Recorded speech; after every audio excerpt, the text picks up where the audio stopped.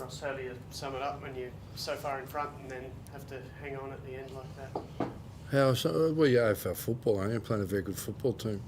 I don't know, wouldn't say it's unusual, but they're a very good team. I think they're quite young as well. You know, they're a bit like us, got a lot of young players and, you know, some very good senior players. So, you know, they come off good form.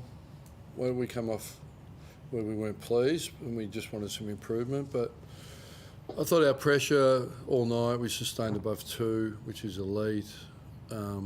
We went back to the ball and stayed close, which we feel like the game's out. I really loved watching the Bulldogs-Collingwood game. The contest and the tackling, and I think it's a fundamental where AFL footy's at the minute. Because you can move the ball when you get it, you never used to be able to because of the new rules, so it puts a premium on winning the ball. So first 2 quarters we won the ball.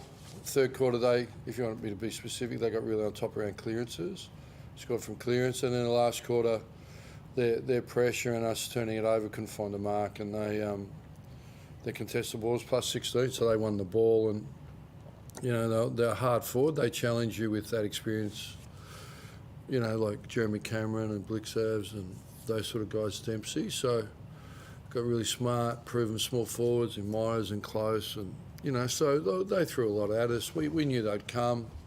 Would have liked a little bit more composure, but I think we take those lessons. So yeah, it was. Everyone says a game of 2 halves, but I think that exists every week, doesn't it? But I think it was contrasting halves, is what I would say. So.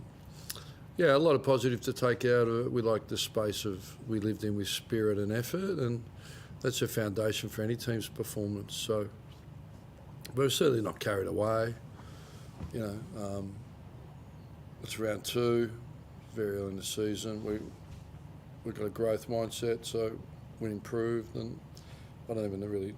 I think we play the Tigers next week, so we really need to focus on improving our footy. We got a few injuries, Stocker concussion, so he won't play, and then Hunter Clark's pretty sore with a groin issue, so we lost 2. I think they lost Stewart, didn't they? Who's a star, yeah. So, that's probably how I sum it up. Stocker's injury came after that big tackle, I think, Ross. Let's say sum up, I guess, the application and the worst. Yeah, there's a diligence to working hard without the ball. Yeah, and they force the Dockers into 1 kick, 1 handball, 1-to-1. Like, if you're doing that, you're just inviting pressure. So they throw a lot at you. Chris, you know, in my opinion, over a long period of time, best coach in the AFL, strong club. So, you know, we aspire to have their consistency, a strong method, and we've got a lot of work to do to catch that. Chris Scott said that they didn't have an answer to your strong ball use off half-back. Has there been a bit of a focus on trying to free up the Siling and Miller a bit more to kind of hit those balls in the corridor? Not really. I think the thing we can change from week to week that quickly, you got to, how you play is how you're trained and what you're educated from November through. Like, you only get 3 weeks pre-Christmas and then post. So, look, it's probably just recalibrating, you know, that we're able to get it done. You know, but obviously we're a more dangerous team when Naz is getting the ball and Sinclair's getting the ball. But I thought everyone contributed to that. I thought Jones on a wing. I thought Rowe back into the ruck, 14 contested possessions. You know, Hunter Clark I thought Steele. So I'll say to my group, it starts at the top. So I thought it really started with our leaders, Steele, Wilkie, Marshall. You know, those sort of guys. Hill got tagged, sacrificed. So we're not going to play well and beat everyone without everyone contributing. We're not at that level yet.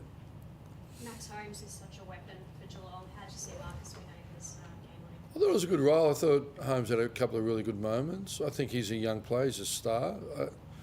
Who knows if he doesn't do that hammy, you know, do they get to the grand final? Do they win it? I don't know. He's pretty special. So I thought Marcus was really diligent in his application, and it's good nourishment for Marcus, who works hard.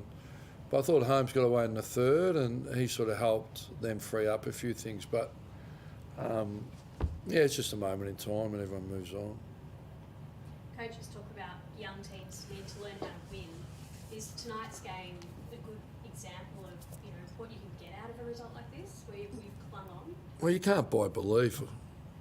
You know, confidence comes from action, doesn't it? Like, because all it is a feeling and emotion. So we'll be more confident in what we're asking them to do, and I think more importantly, when we give great effort and we all buy in, where it can take you and the opportunity. Look, it won't guarantee us, but it'll certainly create more opportunities than not. So,